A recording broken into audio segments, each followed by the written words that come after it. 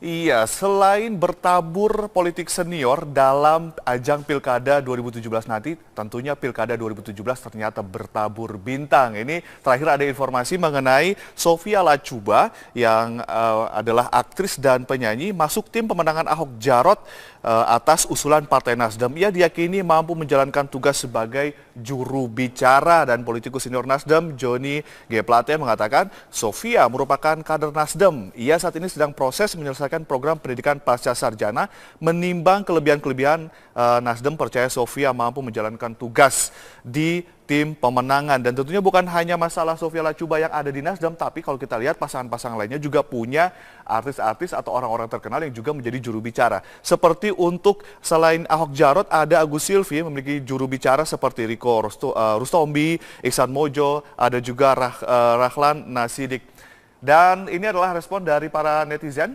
Menurut hemat saya, penunjukan Sophia Latjuba dan Ruhut sebagai jubir tim pemenangan Ahok Jarot bukan langkah yang cerdas. Nanti kita akan lihat seperti apa kita akan memperbincangannya dengan narasumber tentunya. Lalu kemudian juga @Iwan Pranoto, Koalisi Kekeluargaan mengajukan Pak Nara saja sebagai cagup. Lucu. Ini karena Pak Nara juga di pilkada sebelumnya juga bertarung melawan Ahok dan Jokowi. Lalu kemudian tadi ada dua komentar dari netizen. Langsung saja kita ingin melihat atau menyimak komentar dari pengamat komunikasi politik. Ada Ibu Leli Aryani. Silakan Ibu Leli. Selamat siang Ibu Leli. Bajunya biru tapi tidak menunjukkan pasangan tertentu ya. Boleh juga. Oke. Bu Leli, kalau kita lihat siapa sebetulnya pasar politik dari ketiga pasangan cagup-cagup ini, lalu kemudian penunjukan juru bicaranya apakah sudah tepat menyasar dari pasar politik mereka? Iya. Jadi yang disasar itu adalah segmentasi pemilih ya. Jadi segmentasinya otomatis kalau dilihat dari ketiga-tiganya itu punya kans yang sama untuk meraup suara pemilih muda. Pemilih muda itu tidak sama dengan pemilih pemula. Karena pemilih pemula kan hanya sekitar 800 ribuan, tidak sampai 5% di DKI Jakarta. Tapi pemilih muda dan pemilih perempuan itu potensial di atas 40%. Dari total semua pemilih. Nah, ini adalah pasar potensial yang akan digodok. Tentu saja ini masing-masing kandidat kemudian berpikir untuk mencoba mengelola bagaimana branding image dari masing-masing kandidat ini bisa dijual. Tapi artinya mereka berebut segmen pasar yang sama, pemilih-pemilih muda. Iya, tentu saja. Tapi mungkin image-nya yang akan dijual berbeda-beda. Ya, tentu harus. Karena apa? Ternyata berdasarkan pengelompokan, saya lihat tipologi pemilih DKI itu menginginkan 3 kategori. Yang pertama, mereka yang sudah membuktikan hasil kerjanya. Tetapi dia bisa dekat dengan rakyat. Dan yang ketiga, dia harus bisa santun. Nah, sekarang bagaimana para juru bicara ini bisa mengelola branding image masing-masing, misalnya petahana yang sudah punya image tegas dan seterusnya. Bagaimana mengelolanya supaya dia juga nampak lebih santun sekarang.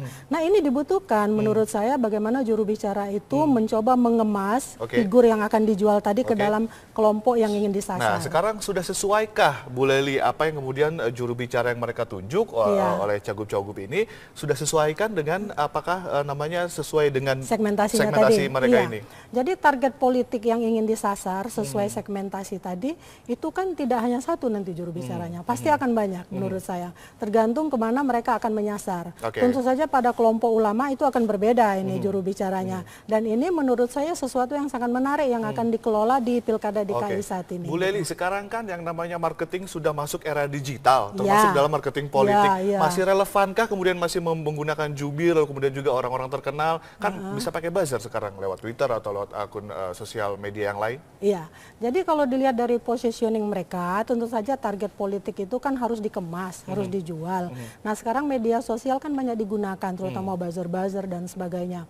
Dan jangan lupa bahwa para pemilih pemula dan muda itu terutama tidak mendapatkan sosialisasi itu dari partai politik dan KPU lebih banyak, tapi dari media sosial. Menurut saya juru bicara itu tidak hanya harus bicara secara verbal, tapi juga bisa mengelola bagaimana media sosial itu dikemas misalnya dengan berbagai argumentasi mereka yang menunjukkan bahwa mereka adalah juru bicara ini yang tengah menjual ini. Karena walau bagaimanapun mereka adalah memiliki nilai berita yang tinggi, begitu makanya akan diperbincangkan oleh media itu kan sendiri. Pertarungan seru sekali, semuanya muda loh kandidat ini.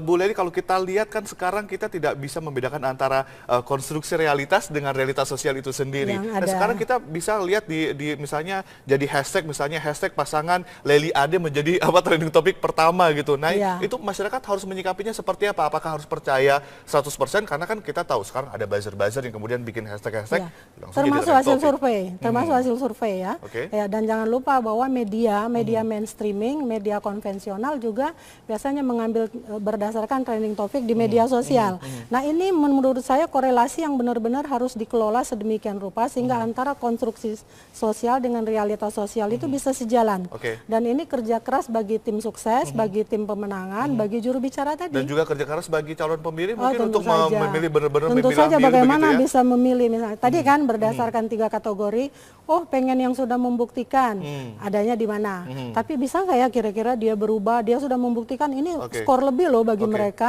Ini yang akan menentukan. Tapi zaman sekarang Bu Lely, kita Iya. lihat misalnya pemilih ini sudah pintar. Iya. Lalu kemudian kalau lihat di Twitter ternyata yang trending topik adalah pasangan Ade Lely. Apakah serta-merta mengubah pola pikir dari si calon pemilih misalnya, oh ya udah saya pilih Ade Lely misalnya. Oh, belum tentu juga. Belum tentu. Belum tentu juga. Itu kan trending topik ya, trending topik. Sehingga biasanya pilihan orang itu ya akan ditentukan 5 menit sebelum dia masuk bilik suara. Oh ya? Nah, itu yang paling menentukan. Jadi sepanjang itu ada, trending topik itu ada, netizen seperti mana mereka berkomentar misalnya, itu akan sangat ditentukan bagaimana tim sukses dan pengelola jejaringnya itu mengupayakan semua hal yang ada yang berkaitan dengan kemenangan kandidat Oke, gitu. baik, terima kasih Ibu Lely Iya. telah sharing bersama Terima kami. kasih Tentunya ya. yang harus kita catat adalah kita harus menjadi pemilih yang pintar, begitu ya, Cerdas. cerdas Iya. dan juga smart begitu ya. Baik, terima kasih Ibu Terima Lely. kasih. Dan pemirsa tadi perbincangan dengan Ibu Lely, pengamat komunikasi politik, dan tentunya kita akan nanti simak juga ulasan di topik yang kedua mengenai stop jual beli hewan langka Indonesia. Tetaplah bersama kami, Netizen News akan segera kembali. Ini burungnya Amir. Burungnya Amir gede kecil.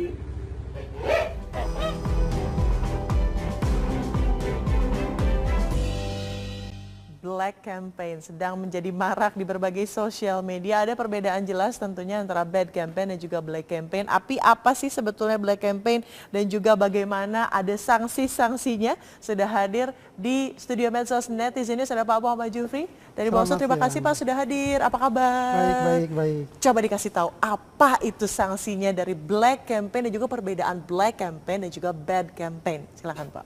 Ya, jadi pada pelaksanaan pilkada ini bakal calon itu masih dalam proses pendaftaran. Oke. Belum ada penetapan pasangan calon yang ditetapkan oleh KPU. Jadi kalau ada yang melakukan serangan-serangan black campaign kepada bakal pasangan calon, maka Bawaslu belum bisa melakukan penindakan. Karena yang melakukan penindakan itu adalah sanksi adalah peserta pemilihan atau pasangan calon. Oh, justru yang terkenanya pasangan calonnya ini yang Ya. akan terkena sanksi dalam tanda kutip. Nah, begitu. maksudnya yang di black campaign kayak ini siapa? Pasangan calon kan belum ada. Iya. Nah, dalam hal undang-undang pilkada ya, pemilihan kepala daerah. Tetapi kalau dia menggunakan tentang undang-undang lain, tentu lain ceritanya. Betul. Mungkin ada undang-undang yang ITE. bisa menjerat masalah undang-undang IT, Misalnya. undang-undang KUHP tentang penghinaan, penghasutan, itu di luar undang-undang pilkada. Jadi kalau ada yang melakukan itu, maka itu kami belum bisa melakukan penindakan kepada pelaku yang melakukan black campaign itu. Ini belum ditetapkan saja sudah begitu masif begitu ya bad Iya. campaign dan black campaign. Apalagi nanti ketika sudah ditetapkan dan juga mendapatkan nomor urut. Iya. Biasanya selalu banyak kalau kita berkaca pada pemilihan presiden deh. Begitu kan. Tapi kita lihat dulu respon dari para netizen terkait bad campaign dan juga black campaign. Kita akan lihat. Boleh teman-teman dibantu respon dari para netizen? Ya, ini dia. Pilkada ini bisa tanpa yang busuk-busuk berkeliaran. Kalau mau sendiri sebelum menyebarkan, iya banyak black campaign bertebaran. Tapi jangan kasih perhatian. Ini kayak lirik lagu ya Panji ya? Kayak Panji Pragiwaksono nih lirik lagu nge-rap kayaknya. Doni S. Abdullah berkata, pilkada saatnya publik waspada dengan kampanye hitam. Pengetahuan dan kecerdasan katanya diperlukan. Oke. Doni _S. Abdullah juga mencuitkan dan juga menghimbau bagi para netizen untuk cerdas. Semoga pilkada DKI bebas kampanye hitam ya. Adu program dan kepintaran saja buat para paslon. Itu juga kalau punya ya. Nyindir banget. Nah kayak gini-gini gitu Pak. Begitu masif, begitu banyak. Tapi ketika nanti sudah ditetapkan pasangan calonnya, sudah resmi begitu, sanksi-sanksi apa saja sih yang bisa diterapkan bagi para pelaku black campaign? Ya. Jadi kalau setelah ditetapkan menjadi pasangan calon, kemudian sudah memasuki masa tahapan kampanye, tentu ada aturan-aturan dalam hal melakukan kegiatan kampanye. Kegiatan kampanye itu beberapa metode yang bisa dilakukan, kampanye rapat umum, debat, kemudian media-media lain, sosial media. Nah, tadi ini berkembang sekarang ini tentang kampanye melalui media sosial. Nah, apabila nanti pasangan calon sudah ada, kemudian masa kampanye sudah mulai, kemudian ada yang melakukan kampanye black campaign melalui media sosial, maka tentu ada sanksinya. Nah, apakah sanksinya itu? Nah, sanksinya itu adalah bisa tindak pidana pemilihan. Ya, itu bisa diterapkan kepada siapapun pelaku. Karena di dalam Undang-Undang Nomor 10 mengatakan bahwa setiap orang dengan sengaja melakukan menghina, memfitnah, mengadu domba, ya baik pasangan calon maupun siapa, maka itu bisa kena tindak pidana pemilihan. Tetapi untuk bagi pasangan calon atau tim kampanye pasangan calon maupun relawan, itu seharusnya akun-akun medsosnya itu harus didaftarkan di KPU. Ya, supaya kita bisa membedakan mana ke masyarakat umum, mana tim kampanye yang melakukan kampanye-kampanye black campaign itu. Tapi bukankah hal itu menjadi sebuah tantangan tersendiri ketika misalnya bisa saja randomly dibuatlah tim begitu kan, ada nih memang buzzer utamanya, namun akhirnya mengerahkan tim supaya menjadi trending, apalagi sekarang ada sistem bot yang automatically akan men-tweet apapun itu dengan tagar supaya menjadi trending, entah itu nanti trendingnya positif atau negatif begitu Pak. Ini gimana nih cara melacaknya? Iya, jadi tadi saya katakan bahwa media-media medsos yang digunakan oleh tim kampanye itu harus didaftarkan supaya kita Bawaslu bisa membedakan apakah media sosial milik tim kampanye atau bukan. Nah, kalau tim kampanye tentu kita agak mudah untuk melacaknya. Karena itu sudah ketahuan. Tapi kalau itu di luar tim kampanye, bukan juga relawan tim kampanye, tentu ini butuh tenaga yang lebih serius untuk mengusutnya. Nah, kami di Bawaslu sudah kerjasama dengan Polda Metro Jaya ya dalam hal black campaign di media sosial. Jadi jika hal seperti itu masyarakat bisa melaporkan dugaan pelanggaran black campaign itu kepada Bawaslu, kemudian Bawaslu melakukan penanganan pelanggaran, penindakan itu bersama dengan kepolisian di dalam Sentra Gakumdu. Nah, kemudian rekomendasinya nanti itu akan ditelusuri bersama dengan penyidik Sentra Gakumdu di dalam proses penanganan pelanggarannya. Jadi sudah menggandeng pihak-pihak terkait yang akan siap memberikan sanksi, dan juga sanksinya tentunya serius sesuai dengan kesalahan yang dilakukan. Jadi hati-hati begitu. Iya, dan kami juga menghimbau ya supaya masyarakat tidak melakukan itu, dan kami juga kerjasama dengan nanti kepada Kominfo ya untuk bisa melacak atau menutup itu jika ada media-media medsos yang mencoba untuk melakukan provokasi, menghasut, mengadu domba.